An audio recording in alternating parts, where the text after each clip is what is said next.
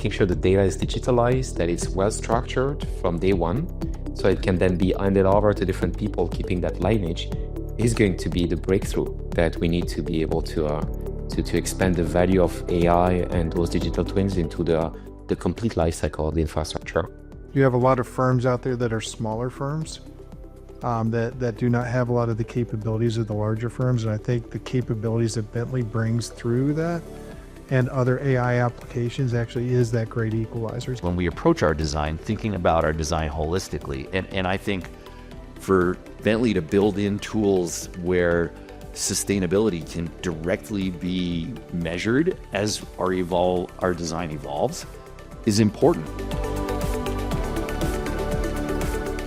I'm excited to be here for another Viewpoints podcast episode in Building for Tomorrow series about AI in the AEC industry.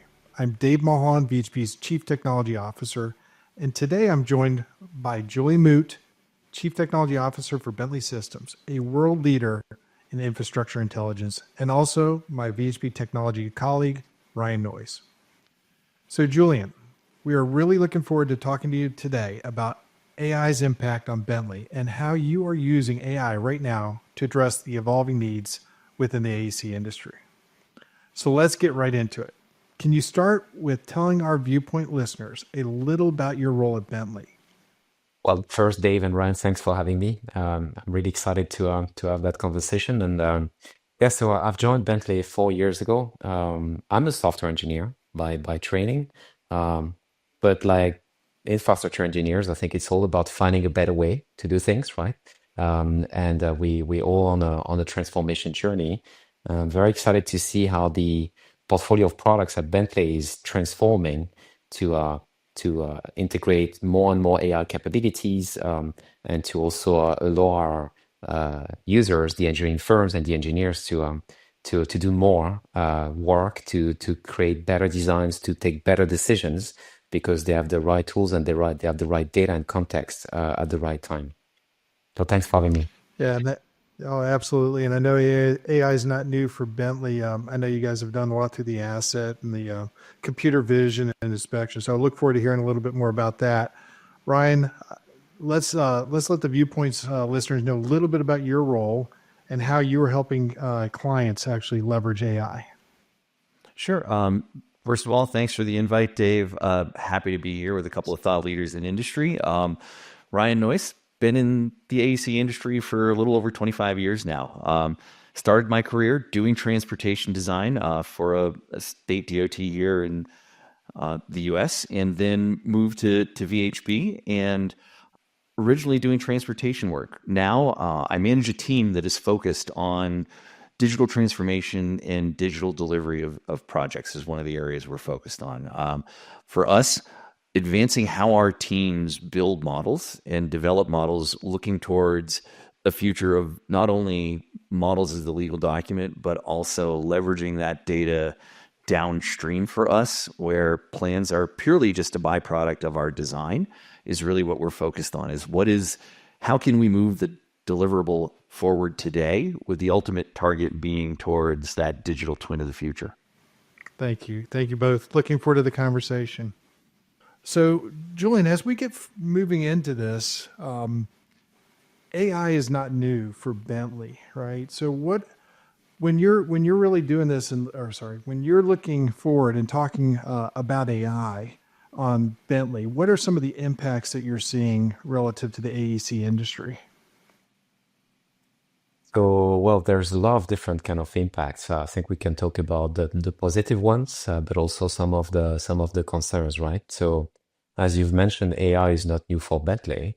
There are a lot of different kind of technologies in AI, right? And some of the ones that have been used already extensively for quite some time is around computer vision. So this idea that we can use AI to analyze pictures, videos, point clouds, and then try to detect things in those photos and videos, which can be used for a lot of different things, like inspecting a bridge, inspecting a dam, understanding the kind of deficiencies you might have on the road, potholes, signals, and things like that. And that has been used for a while. I think it's just accelerating now. And basically, this helps engineers be much more productive trying to find things much faster. So that's one. Now there's a whole new family of technologies around AI that is appearing now, which is generative AI. The idea that AI is creating new content, and that is opening a lot of new doors, but also a lot of new concerns, right? Right. So, I mean, if we talk about concerns, I mean, Gen AI has a lot of potential to improve the productivity of engineers, but naturally, a lot of them are concerned first about their jobs. Is AI going to replace me? Is AI going to do my job?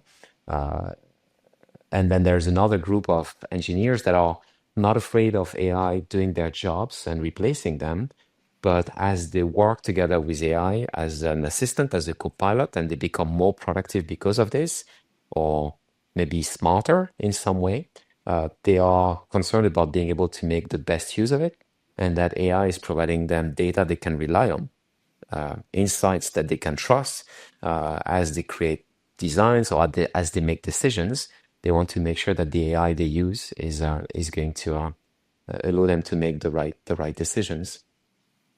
So a lot of opportunities and concerns at the same time, and there is a big responsibility on the software vendors, us included, in making sure we address those concerns and then open all those doors to new opportunities. So, Julian, I think that's a great point. And, I've heard numbers in the industry of 30 to 50% of the work that we do in a typical site design is just mundane tasks. It's plan production. It is work that really does not involve higher level thinking. How do you see AI and AI tools, one, giving time for engineers to do other tasks that as we deal with a smaller workforce are really more critical to a project team? And then how do we get our existing data sets ready to help as we make that AI assistant more intelligent? How is Bentley prepping for that? That's a good point, and I think we're hearing the same. We're sharing the same numbers and reading of the market, right? Our engineers, the one we're talking to, they're telling us that between like 30 to 50% of the time is spent on producing drawings, 2D drawings from 3D digital, let's call them intelligent models, and those are being compressed and flattened into 2D drawings, and that is taking a lot of time. So I think AI here can help a lot by, this is generative AI, this is generating that content. It can help by automating a lot of that mundane tasks. And it can do this by looking at previous drawings to understand how you usually describe and convey that information from a 3D digital design into a 2D drawings, and accelerate the work of those engineers to free them to do more rewarding tasks or to explore the search space more extensively, right? Because as they spend 30 or 50% of the time preparing those drawings, they might not have enough time to consider alternatives in the way they design a site, for instance, or anything related to infrastructure, to potentially look at alternatives that would have a better outcome, maybe by being less intense on the impact that they do on the environment, or maybe reducing the time and the energy that is used to construct that specific site. So doing all of this additional exploration is something that will require more time, and that time is just not available. So automating a lot of that work with AI is going to free a lot of time for those engineers to be able to work on other tasks. I've heard some engineering firms being concerned because they've specialized some parts of their teams to do that production of drawings. So there might be some situations where if the AI is doing a good job at doing those drawings, well, they will need to retrain or reorganize those resources to then spend some time on those kind of additional tasks that are maybe not considered today. And to the second part of your question, how do we prepare your data sets to make sure you make the best use of AI? That is a very interesting topic because, as I've mentioned at the beginning, the concerns that the engineers and also the engineering firms have in general is about, can we trust the data that AI is providing to us? But can we also trust AI to respect our data, to protect it so that it's not leaking out there, and that our designs that are informed by AI models are not contaminated in some way by the data from someone else.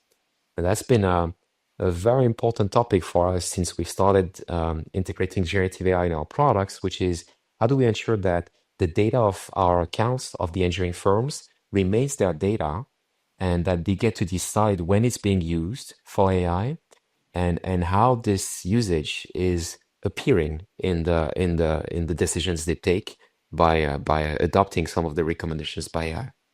And the way we do that is by creating some AI models that are useful without any data coming from the engineering firms. So a generic model, if you'd like, and then you can specialize and retrain that model with your own data sets, but then that model is private to you.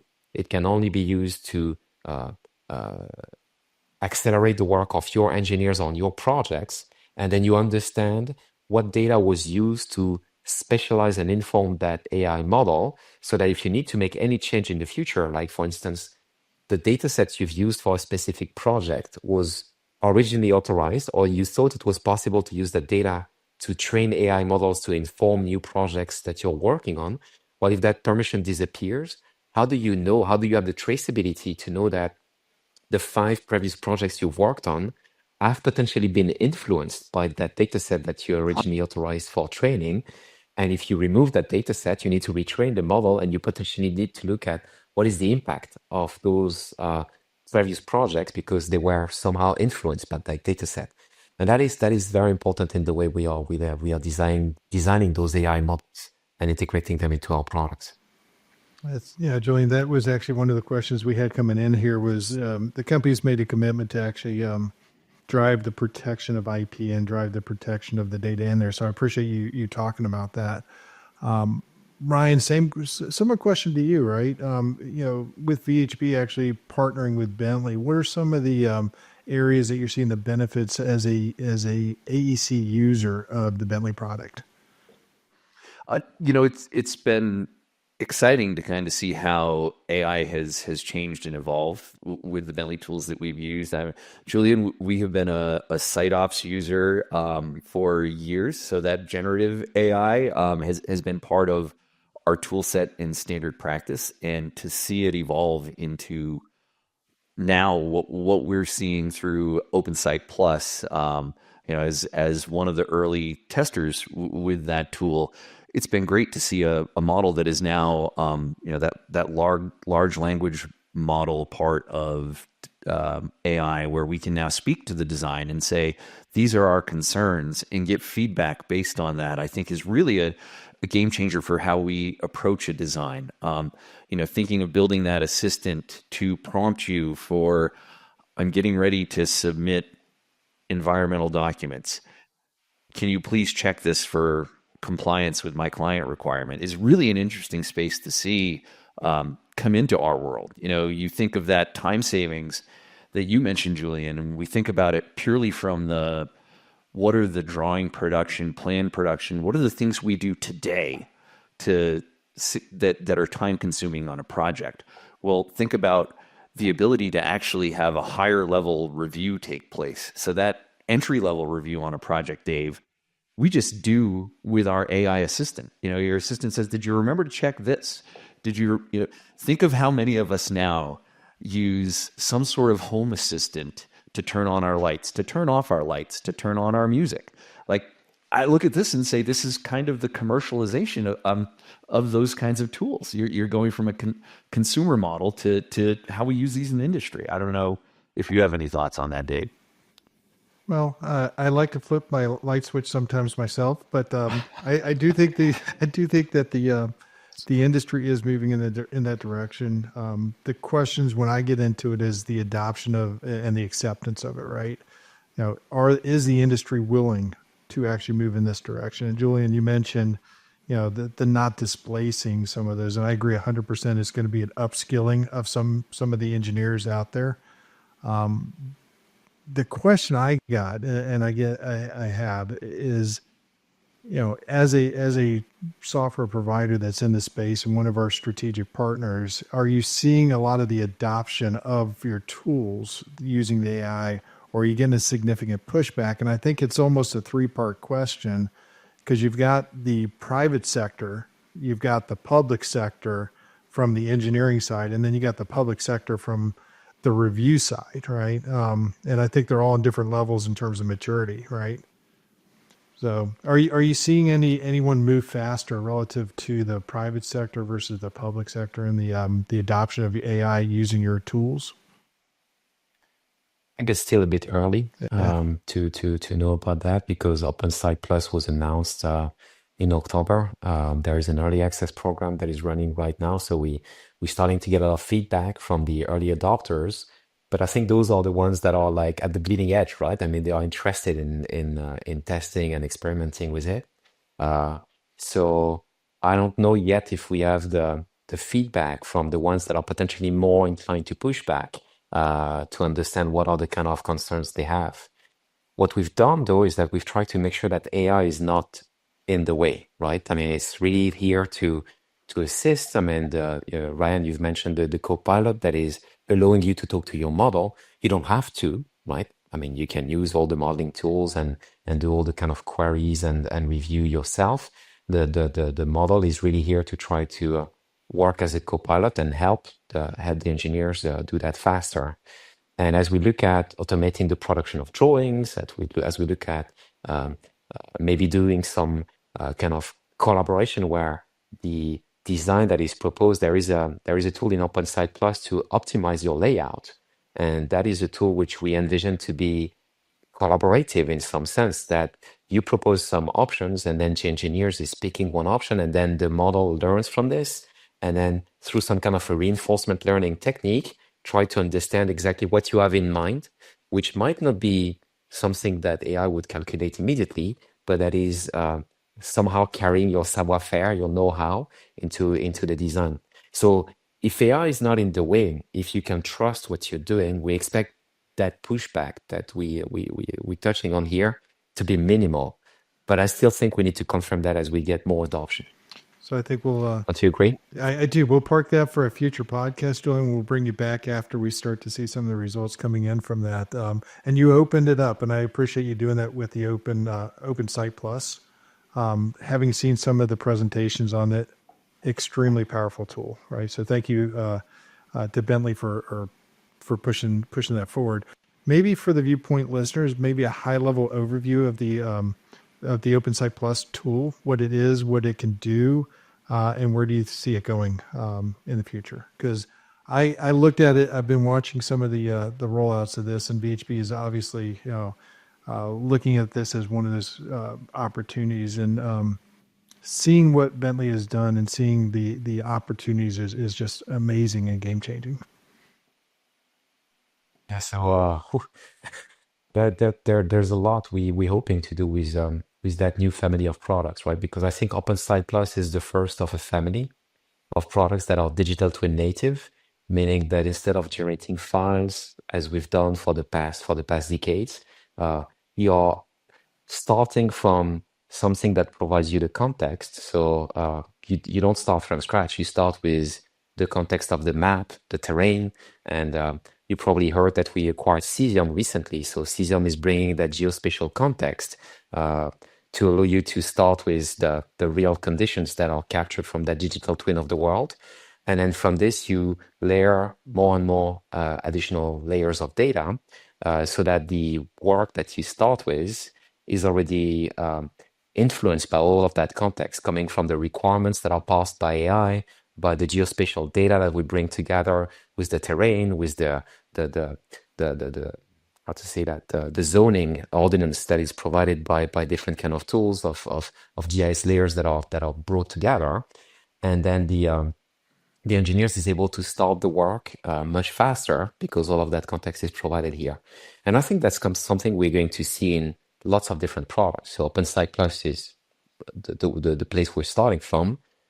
But when you think about it, when you're designing a bridge, when you're designing a highway, when you're designing a railway, or even a power plant, you need that context always, right? So that's what I think is truly inspiring, is this vision of starting with a digital twin of something that is yet to be, bringing as much data as possible in context for the engineers to work in the most efficient way, and then thinking the product with an AI first mindset, right? Because it's very difficult, I think, to introduce AI in an existing product, because there are so many things you would do differently if you would have access to AI models, if you would be able to talk to the data, well, talk between quotes, right? But I mean, I'm not always meaning this vocally, although Ryan, you It's have coming. highlighted that It's this is coming.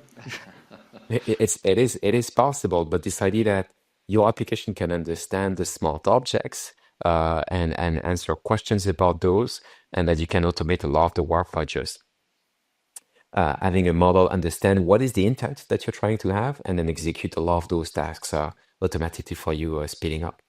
So I really envision that as we are bringing together the data that we have access to now with our partnership with Google, the data that CISOM already had access to, bringing all of this into a replica of the world, and having a product that is designed so that it uses AI as a way to accelerate the work of engineers from first principles, is going to create a completely whole new family of products for engineers, which are going to supercharge their capabilities to create the best possible designs.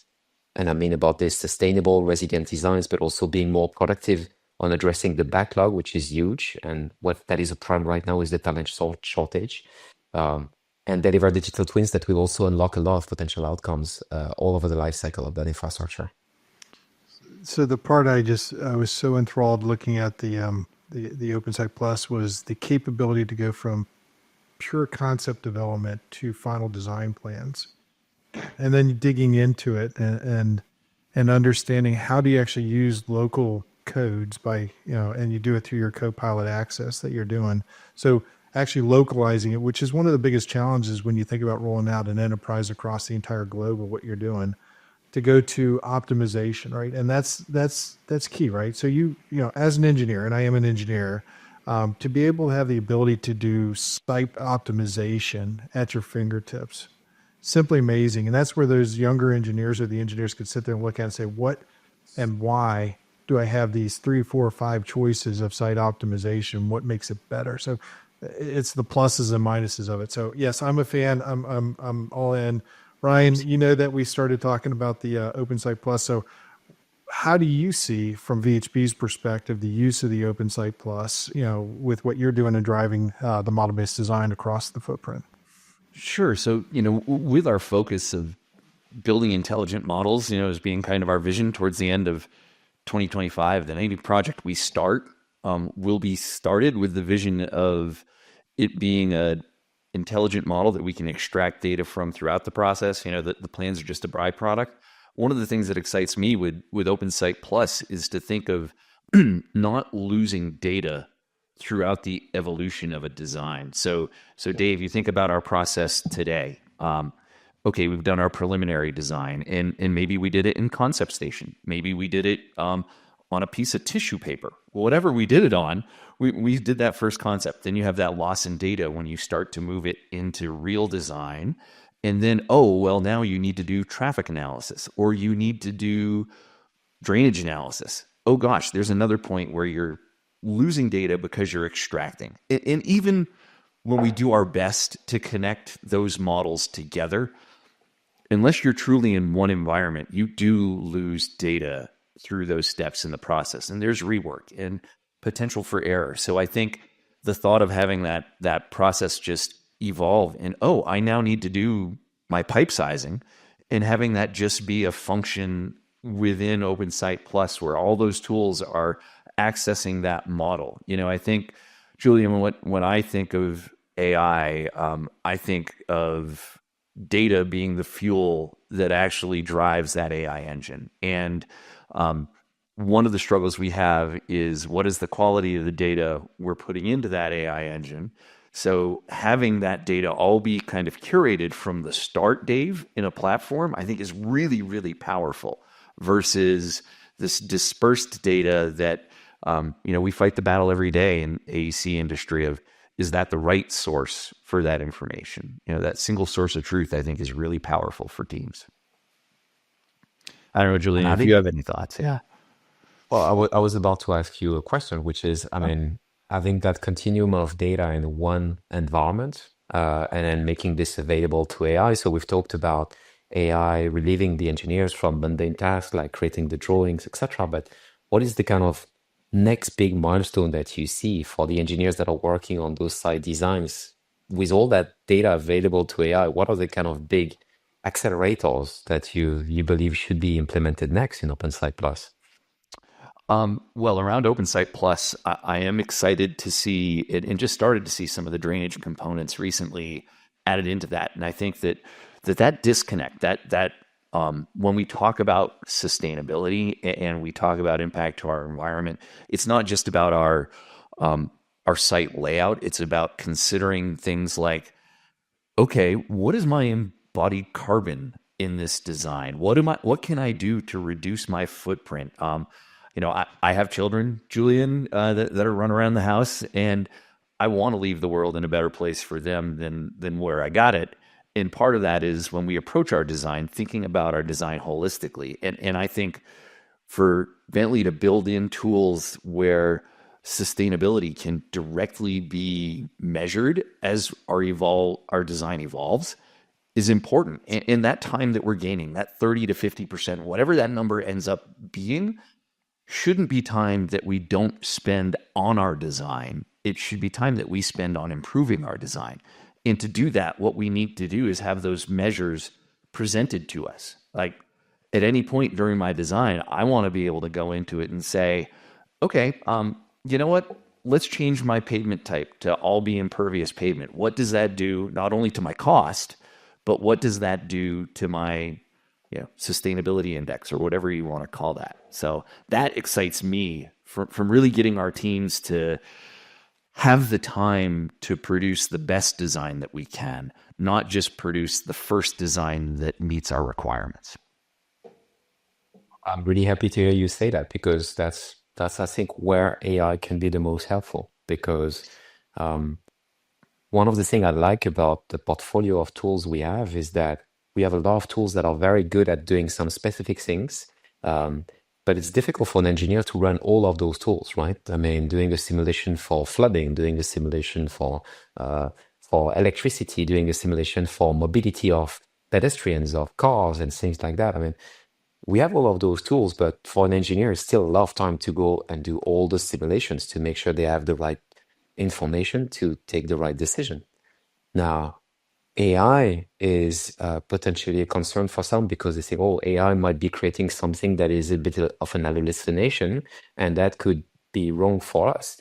But if you use AI not to kind of create content out of the blue, but instead run all of those simulation engines for you in the background with your designs and then provide the feedback and tell you, well, by changing this and this and that, we get a better score at drainage for flooding. Or by doing this and this change, we construct 20% faster and we use 20% less concrete, for instance. Well, then you have all the tools to make the right decision to achieve those sustainability resilience goals that you have. So I fully agree.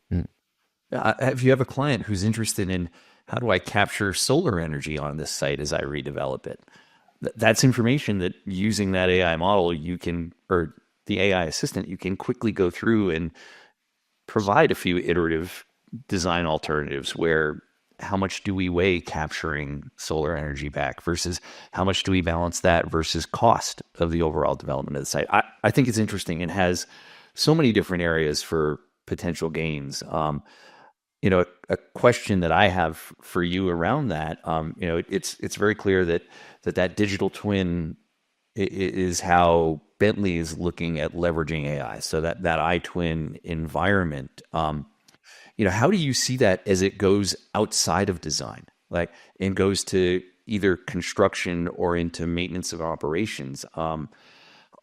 Is Bentley positioning other tools to access that same iTwin framework and AI to leverage that data?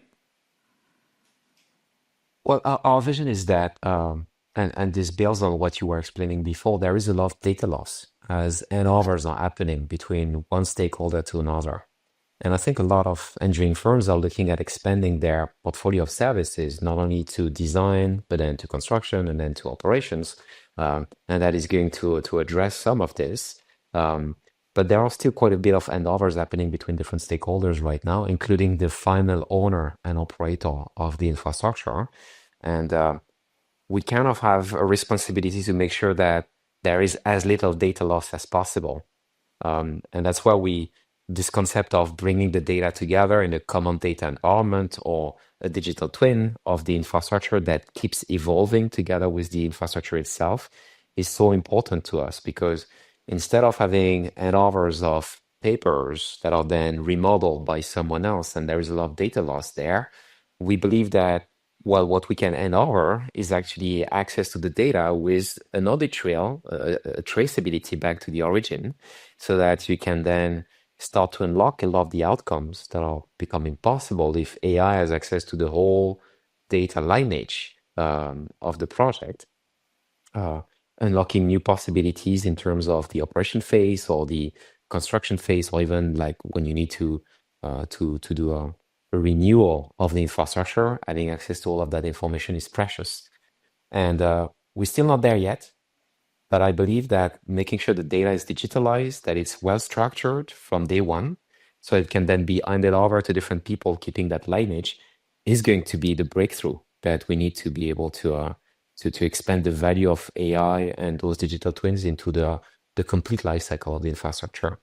And that is going to also support so much of those resiliency and sustainability goals that you've mentioned before. So, Dave, I want you to add to that one. As we or VHB are focusing on things like AI and model-based design, we've heard Julien mention data several times, and data format and data loss. How do you, as someone who's dealing nationally with data standards, how do you see national data standards coming into play with AI? Well, Ryan, before we get into the national standards, because I knew that was going to come up, you did ask a question, and this is, Julien, it is an interesting, when you're talking about the digital twin technology and the virtual representation of the real world of what we operate in and live in, right?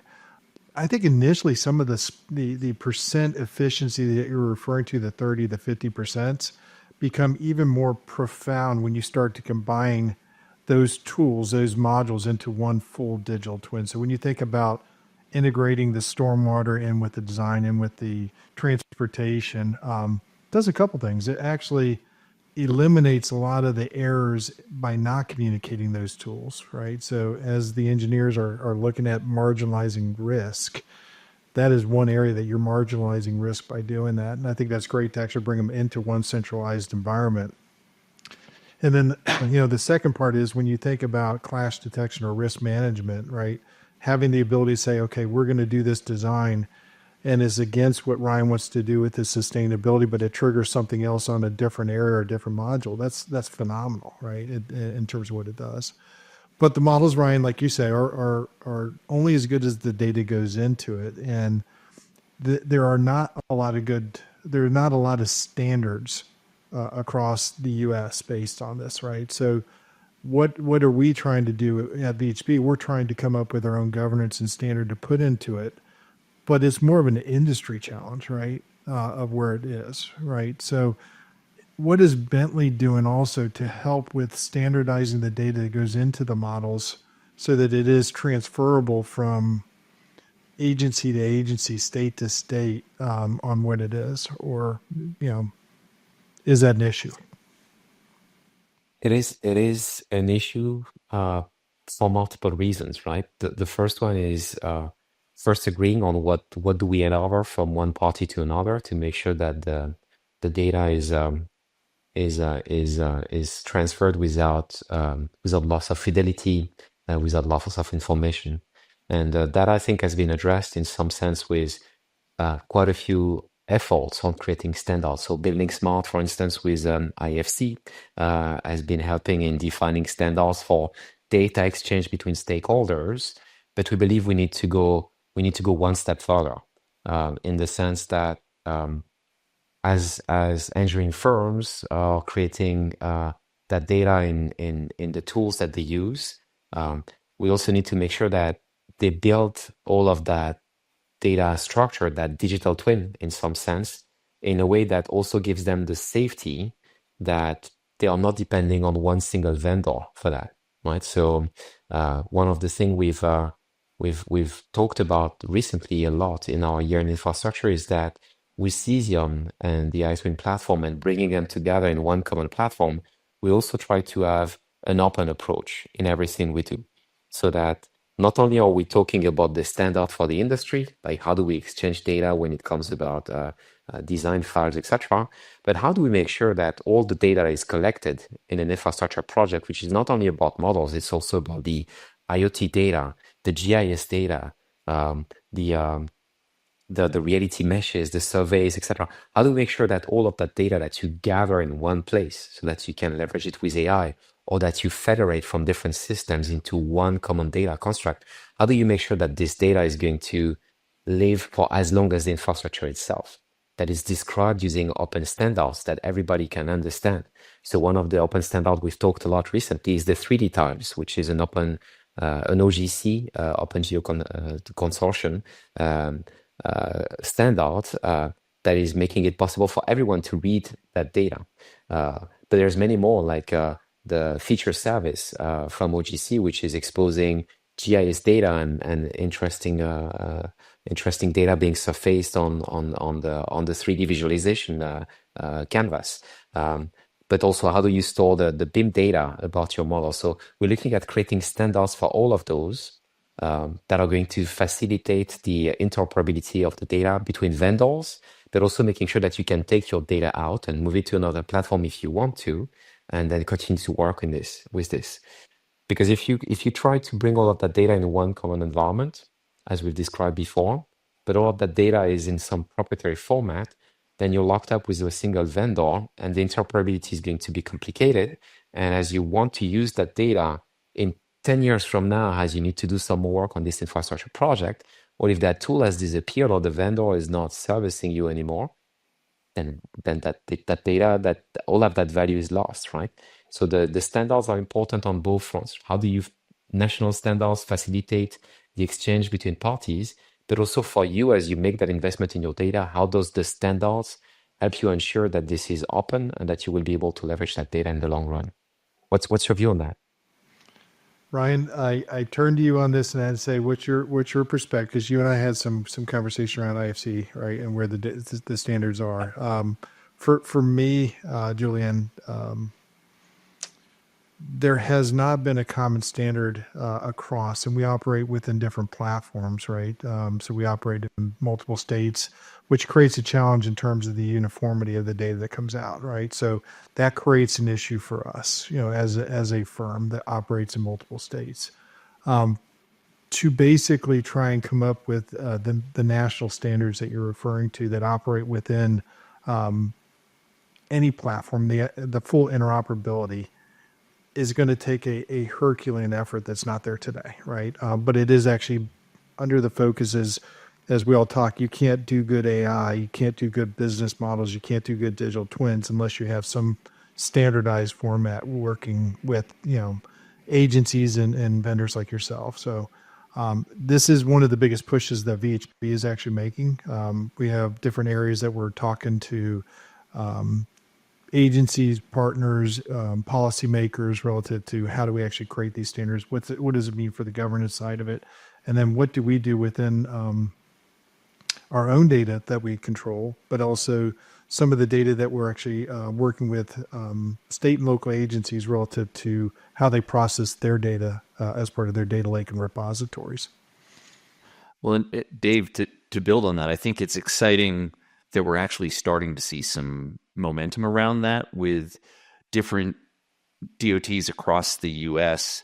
right now looking at what is their new digital delivery standard going to be. We're working with a number of clients here on the East Coast where that is a specific project that they have. It's not around a particular design project, but it's around what is our digital data standard. And I think that will help in having AASHTO.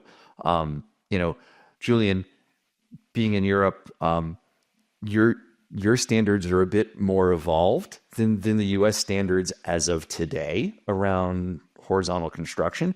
But having AASHTO actually start to release, this is some level of development guidelines. This is what our data standard for the industry we recommend. I think those are really powerful in helping us have a target so that we can ensure that we have high quality data in these environments. Like to me, level of development needs to be a discussion on every project so that the expectation is set on what is the quality of that data. You know, Julien, I can bring in data from any partner, but understanding what the intended quality of that data is really critical as we're doing design work. Absolutely. Yeah.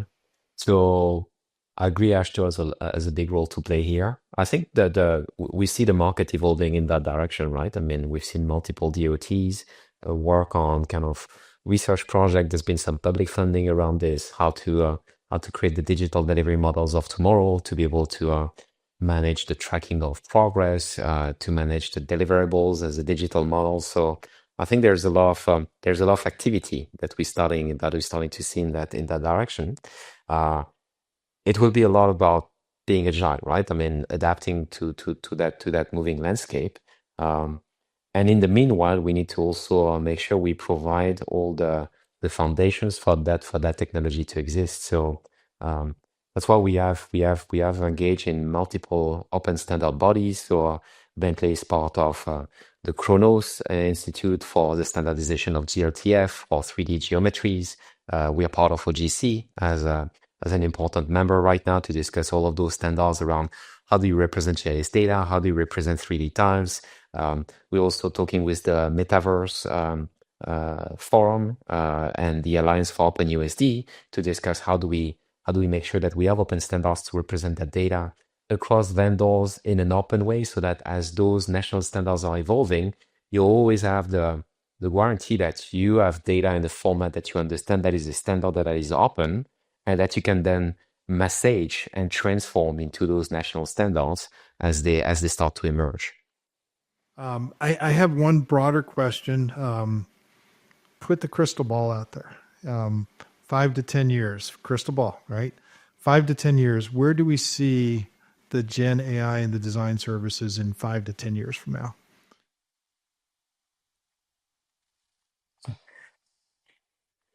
So I think that Gen AI is going to be connected to more and more tools that are not artificial intelligence, but actually human intelligence that has been ingrained in software to explore more and more alternatives. So I think right now we're seeing tools like OpenSite Plus and others in the market use techniques like large language models to find information faster, maybe to talk to small objects in some sense. And I really envision that those tools are going to become smarter and smarter by being informed by many other kind of data sources and algorithms that they can then employ to become the best possible assistant for the engineers. So we talked about embodied carbon, for instance, being able to look at the design as it's being designed by the engineers and then providing the carbon footprint is something that AI assistants should be able to do in the coming year or two, and that will already have massive impact on the quality of the designs that are being produced. But then bringing all the perspective around structural analysis, mobility simulations, but also informing that mobility simulation with data that comes from the world, right? I mean, Google has a lot of information about mobility. You have millions of people running on the road every day with Waze, and there is a lot of data that is being collected by dash cams. Informing the design decisions with all of that crowdsourced data is also something that is going to unlock massive potential. So in 5 to 10 years, I'm envisioning a world where the engineering tools that you're using are not just a tool that is helping you build 3D shapes and to put some metadata around those structures, but actually see a complete what-if scenario, right? I mean, here are the traffic flows on that highway for the past 5 years, the storms that have been flooding that region, and how those would potentially impact your design right now, and how you could potentially make some changes to adapt to this so that your design is more resilient. And I think engineers are it's going to be very exciting times to be an engineer, because having all of that context and becoming much smarter about your designs is actually going to be very fulfilling, I believe, for the engineers at the engineering firms. because you will have so much context available at at your fingertips to create so much of better designs that I think is going to be truly exciting. So 5 to 10 years, I really see that convergence of data and tools elevating the engineers to capabilities that were not thought to be possible before. Julien, how exciting will it be when we do get to that world of, okay, we've had our design digital twin that went to construction, and then you had mentioned visual learning models and tools like Blinksy that you have out there today. Okay, these dash cams now are providing feedback to the owners around, hey, you know what, there's a maintenance issue you need to address over here, whether it's a drainage issue or whether it's a safety issue with a guardrail missing or whatever. But you think about those types of tools really being able to inform and advance our design process, prioritizing something from, hey, AI noticed there's a high number of near misses at this intersection. Maybe this should be a priority around construction for pedestrian safety or whatever. Like that to me is to the crystal ball, Dave. That's not sitting here today and we're doing it on every project. But 5 years, 10 years down the road, I think with good data, good digital twins, and using the tools as they evolve, we really have a chance to make a significant difference around safety and around the experience that your traveler has. Self-driving cars, if all of a sudden they're making us aware of problems in the road through AI, fantastic to get to that point. So Ryan, I think that AI and the work that Bentley and Julien is doing is actually the great equalizer. You have a lot of firms out there that are smaller firms that do not have a lot of the capabilities of the larger firms, and I think the capabilities that Bentley brings through that and other AI applications actually is that great equalizer. It's going to help normalize, I think, the industry and move the entire industry forward.